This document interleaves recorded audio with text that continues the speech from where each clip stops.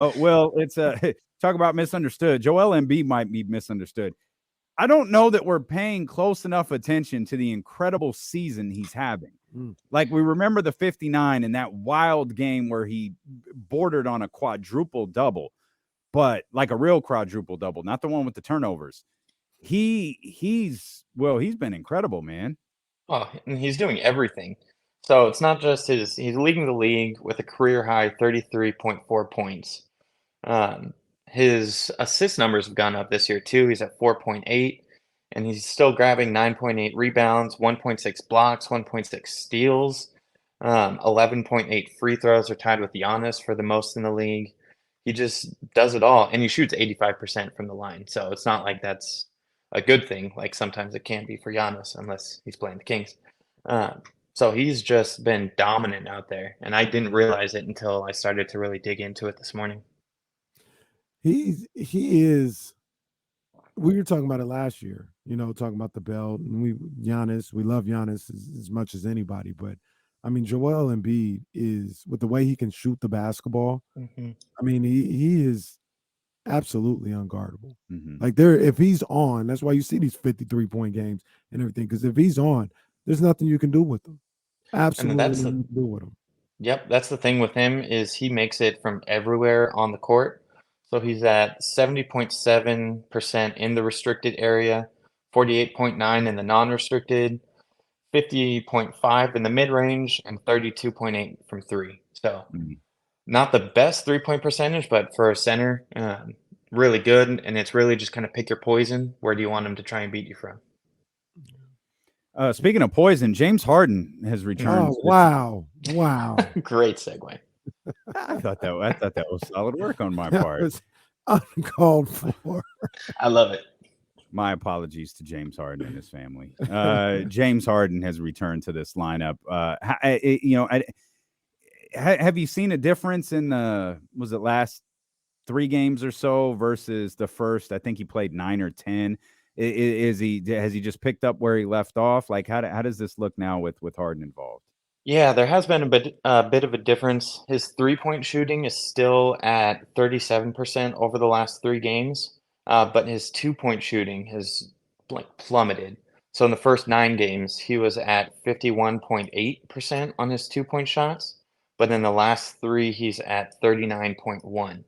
So I don't know if it's just lack of explosiveness or just maybe a small sample size, but that kind of driving game doesn't seem to be there as much since he's come back, at least not yet.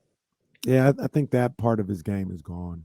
I don't think Think so? Like he's gone? like gone. He doesn't have that step, that quickness. And He I don't was think it's really coming back. special. He's not my favorite, but he Mm. was really special. Like with Yeah. that in that regard. He Man, was him, like Westbrook. Like there were a handful of guys who, when they went to the cup, hmm it was tough. the combination of strength and speed. I mean, he wasn't Hmm. like super fast like De'Aaron or John Morant, but that first step was unbelievably quick for a guy his size.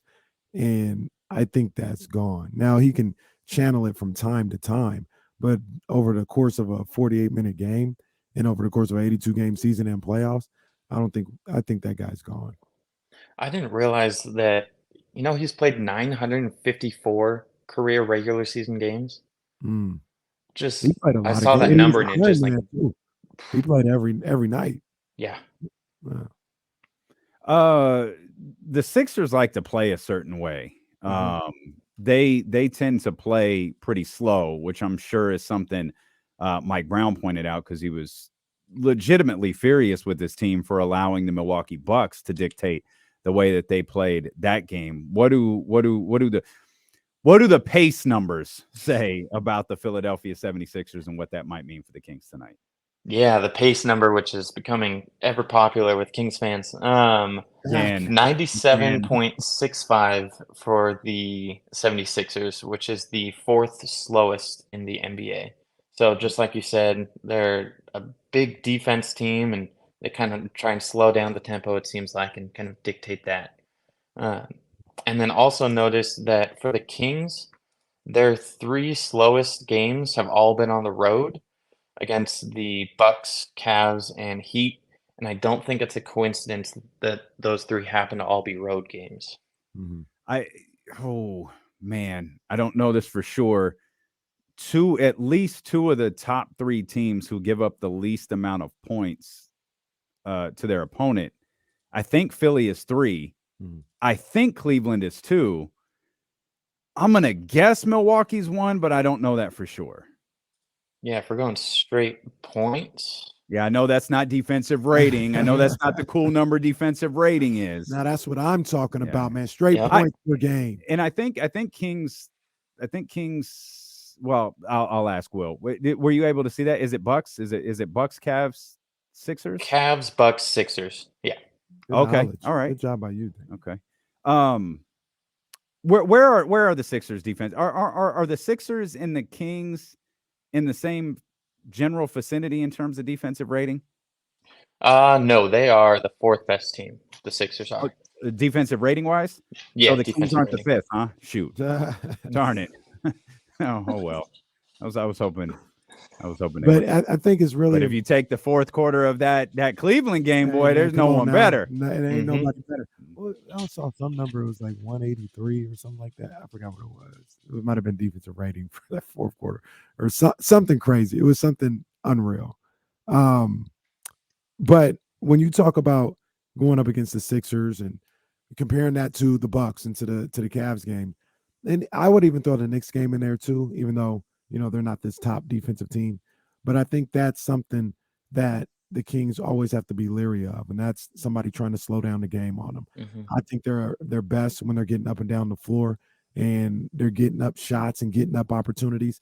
I know we all didn't like the quick threes from Terrence and Malik, but I stall it out just a little bit because I think that's what they got to do. I think that's what they play fast. They get the shots up quick. You get into a grind out game, especially if you don't have De'Aaron Fox.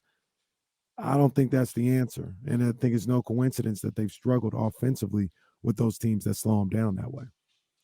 Yeah, and I know, Damien, you have your assist number that you key in on. Kenny, you have the threes. I think mine might be starting to shape up to be fast break points. So there's been 12 times that the Kings have scored at least 16 fast break points. In those 12 games, they're 9-3.